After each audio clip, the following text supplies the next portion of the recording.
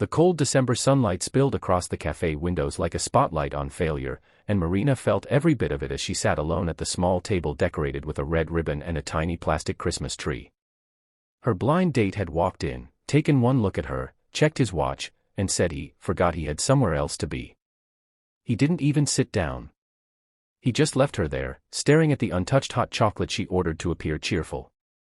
The sting of embarrassment burned hotter than the drink. She didn't cry, but only because the people nearby were watching, whispering, judging. And when the soft carols played over the speakers, it felt like even the music pitied her. If you believe in kindness, hope, and second chances, please like, comment, share, and subscribe to Good Soul. It truly helps stories like this reach more hearts.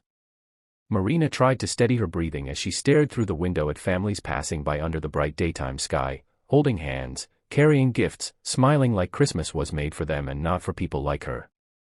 She was 32, working 2 jobs, still healing from a breakup that shattered her self-worth months earlier. This blind date was supposed to be a small step forward, a little push toward believing she was still lovable.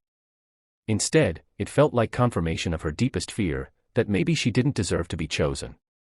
She gathered her coat, ready to escape before her loneliness became obvious, when a soft voice interrupted the silence. A child's voice. "Miss, excuse me." Marina turned to see a little girl, maybe 7, with curly dark hair and bright, curious eyes. She held a snowflake-shaped cookie in one hand and the sleeve of a tall man in the other. The man looked slightly embarrassed, as if trying to gently pull her back. But the child didn't budge. "Can we join you?" the girl asked with complete sincerity, as though it was the most natural question in the world. Marina blinked. "Join me." Before she could process what was happening, the girl placed the cookie on the table like an offering and climbed into the empty chair. The man sighed softly, then smiled apologetically. "I'm so sorry. I'm Rowan, and this is my niece, Kiri. She tends to choose people. We were supposed to grab a table, but she insisted she wanted to sit with the sad lady to make her day better." His eyes widened as if realizing how that sounded.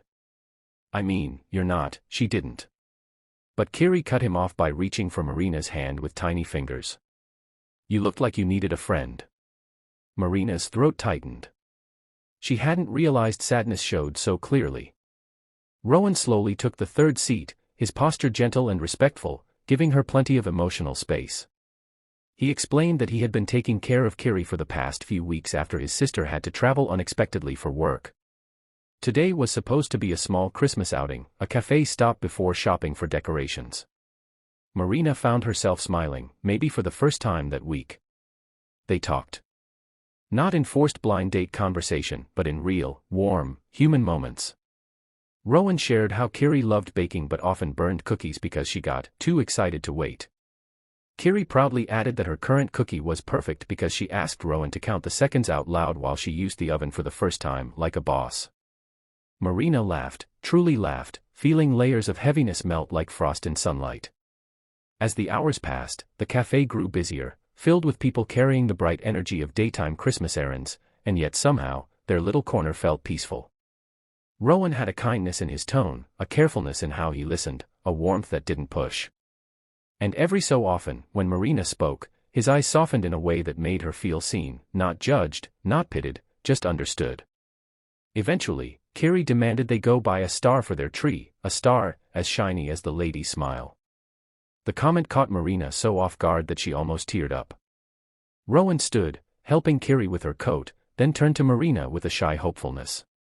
"Would you like to join us?" he asked, not as a man asking for a date but as someone offering connection in its purest form. For a moment, Marina hesitated, the echo of past rejections whispering in her mind. But then she remembered the cafe door opening earlier, the cold feeling of being left behind, and how one little girl changed everything with 5 simple words. She nodded. They walked through the bustling streets, Kiri swinging their arms between hers like they had been friends forever. Rowan walked beside them, glancing over with a smile that seemed to say, "I'm glad you stayed."